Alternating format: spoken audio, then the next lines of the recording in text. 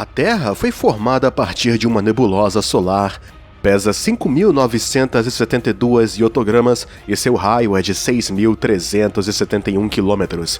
Os números são tão impressionantes que parece que os cientistas estudaram tudo sobre o nosso planeta, mas não é verdade. Sabemos muito sobre o que existe na superfície, mas o que está sobre a crosta apenas levanta questões, e para encontrar respostas a elas, os cientistas recorrem a qualquer método. Que planeta antigo está escondido dentro do nosso? Que sons os cientistas ouviram sobre a crosta terrestre? E por que é que a viagem mais profunda para a Terra parou?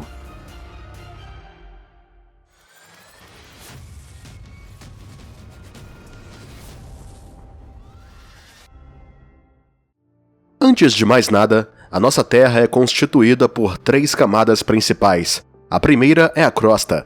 Esta é a camada mais externa do planeta. Sua profundidade varia de 5 a 75 quilômetros. As camadas mais espessas da crosta encontram-se nos continentes e as mais finas no fundo dos oceanos. A crosta terrestre é constituída por placas que se movem constantemente ao ritmo a que as nossas unhas crescem. Este movimento é devido ao manto, a camada seguinte da Terra. A profundidade do manto é de cerca de 2.890 km. Esta camada é constituída por rochas de silicato aquecidas a temperaturas de 900 graus Celsius perto da crosta e até 4.000 a uma profundidade.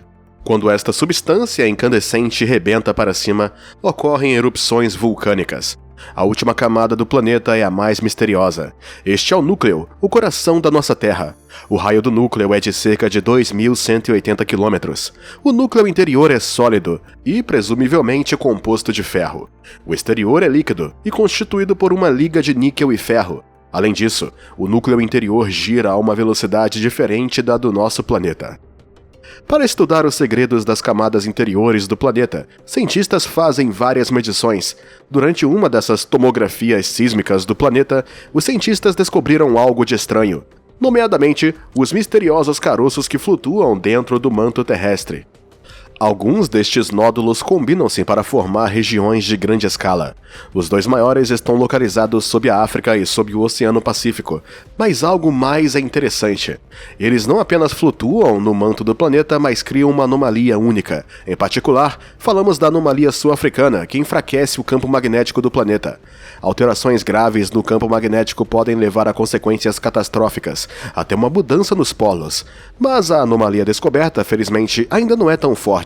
No entanto, qual a natureza da sua ocorrência? E quais são esses misteriosos coágulos que lhe dão origem? As substâncias misteriosas são chamadas LLSPVs, que significa Grandes Províncias de Baixa Velocidade de Coração. Já existem há muito tempo, muito antes do aparecimento da vida na Terra, e muitos cientistas sugerem que estes são os restos de outro planeta antigo, com o qual a Terra uma vez colidiu. De acordo com esta hipótese, o planeta Theia, que era semelhante em tamanho a Marte, moveu-se numa trajetória em espiral através do sistema solar. É impossível calcular a rapidez com que o antigo protoplaneta se movia, contudo, a nossa Terra tornou-se sua paragem final. Se Theia atingisse a Terra num ângulo reto ou num ângulo muito acentuado, seria um desastre, o que muito provavelmente implicaria a destruição do nosso planeta. No entanto, Theia atingiu o alvo na perfeição, num ângulo de 45 graus. Graças a isto, nosso planeta resistiu e apenas um pedaço dele se separou. Theia mergulhou profundamente no planeta e, como resultado, seu núcleo se fundiu com o da Terra. Após essa colisão, o nosso planeta recebeu um forte aumento na velocidade de rotação, uma revolução em 5 horas e uma inclinação notória do eixo de rotação. Graças a isto, conseguimos uma mudança de estações e um dia de 24 horas. Ocorreu uma poderosa divisão da superfície da Terra, provocando uma troca química. Isto permitiu a emergência e o desenvolvimento da vida no nosso planeta em novas condições. Ou seja, é bem possível que tenha sido graças à colisão com Theia que a humanidade acabou por emergir. Em troca deste presente, Theia arrancou um pedaço de terra e tomou seu lugar. Mas para onde foi esta massa atirada para fora do planeta? Se olhar pela janela à meia da noite, verá a resposta. Muitos cientistas estão confiantes de que a Lua fez parte do nosso planeta no passado, e separados após a colisão da Terra com Theia. Esta teoria é apoiada por outra descoberta espantosa que a humanidade fez há várias décadas. Para isso, voltemos ao tempo, ao final da década de 1960. A União Soviética não foi apenas o primeiro país que enviou uma pessoa para o espaço, mas também o primeiro a viajar para o interior do planeta. Para isso, foi criado um projeto em grande escala para perfurar o poço mais profundo da Terra. Foi nomeado o Kola Super Deep Borehole, SG-3. O iniciador do projeto foi David Guberman, que dedicou a maior parte da sua vida a este projeto. O trabalho de perfuração progrediu com grande entusiasmo. Foi possível perfurar até 4 metros por dia, dependendo da densidade das rochas. Foram gastas 8 horas na descida da ferramenta de perfuração, outras 8 no próprio processo de perfuração e as restantes 8 para a extração das rochas. Tudo permanecia bem até os 7 km de profundidade. Os cientistas não encontraram qualquer dificuldade e a perfuradora passou por granitos sólidos homogêneos. No entanto, nessa profundidade, a cabeça da broca entrou na rocha menos durável. Começaram a ocorrer acidentes regulares. Contudo, os cientistas continuaram a trabalhar. Em 83 foi atingida a marca dos 12.063 metros. O projeto foi colocado numa curta pausa. Imediatamente após o reinicio dos trabalhos, ocorreu um terrível acidente. O fio de perfuração se partiu. Os cientistas foram atirados para trás 5 anos e continuaram a trabalhar a partir de uma profundidade de 7 km. Esta marca revelou-se fatal para o projeto. Sempre que os cientistas se aproximavam de uma profundidade de 12 km, ocorriam estranhos acidentes, e tiveram de recomeçar a partir de uma profundidade de 7 km. Segundo os cientistas, era quase impossível trabalhar na profundidade de 12. A temperatura subia acima dos 200 graus e os recursos do equipamento daquela época não eram suficientes. A marca mais profunda que os cientistas alcançaram foi de 12.262 metros. Em 94, após outro acidente, o poço foi fechado. Os cientistas que dirigiam a experiência consideraram ela incompleta, afinal, o principal objetivo era atingir a marca dos 15 km. Assumiu-se assim que, após esta profundidade, a plataforma de perfuração seria capaz de chegar ao manto da Terra. Se este projeto fosse concluído, estas descobertas poderiam literalmente virar todas as ideias sobre a estrutura do planeta, mas não conseguiram atravessar os últimos 3 km. A União Soviética entrou em colapso, o projeto já não foi financiado, e agora o poço está selado com uma forte escotilha de ferro. O motivo disso, de acordo com David Guberman, foi para que os curiosos perseguidores não atirem pedras para o poço. No entanto, não se pode dizer que a experiência tenha realmente falhado. Durante seu trabalho, os cientistas conseguiram ter um grande número de amostras da Terra de diferentes profundidades para confirmar várias teorias sobre o modelo zonal hidrodinâmico da crosta terrestre, e também para fazer 2 descobertas surpreendentes que são especialmente interessantes. A primeira foi superada com lendas, mesmo antes de ter realmente acontecido. A experiência Kola foi amplamente noticiada na imprensa e um dia em um jornal finlandês publicou a notícia no dia 1º de abril de que o objetivo do poço era encontrar a entrada para o inferno.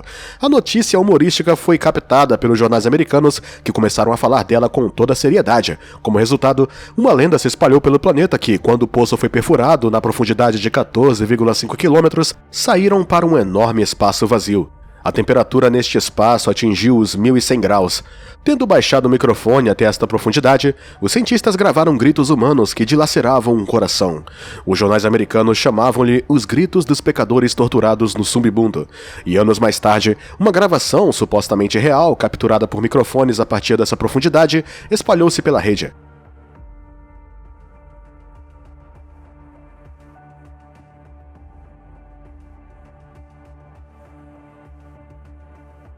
De fato, esta história é a mais pura invenção de um jornalista finlandês, pela qual os americanos se apaixonaram com confiança. Mas não falaríamos deste caso se não fosse por outra situação misteriosa associada. Aqui está uma citação direta do próprio acadêmico Guberman, que supervisionou a experiência.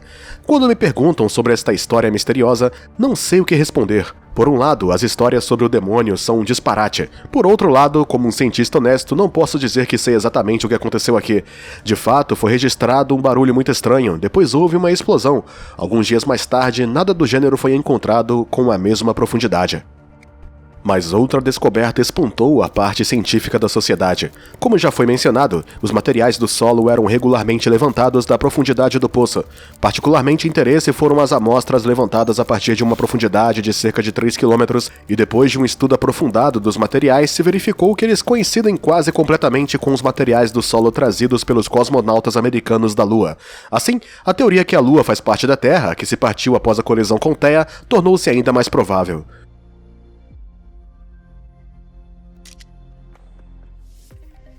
E estas estão longe de todas as descobertas que fizemos graças ao Poço de Kola. Uma análise dos métodos da sua perfuração profunda ajudou há vários anos a descobrir o verdadeiro oceano do período Arqueano, por cientistas russos 10 a 660 quilômetros abaixo da Terra. Um enorme corpo de água está localizado sob a crosta terrestre e foi formado sob condições de alta pressão e temperaturas de 1530 graus Celsius. A água que nela se encontra está encerrada na estrutura cristalina dos minerais, e agora nem sequer podemos adivinhar se esses minerais contém algum organismo vivo no seu interior. Para encontrar a resposta a esta pergunta, teremos esta pergunta.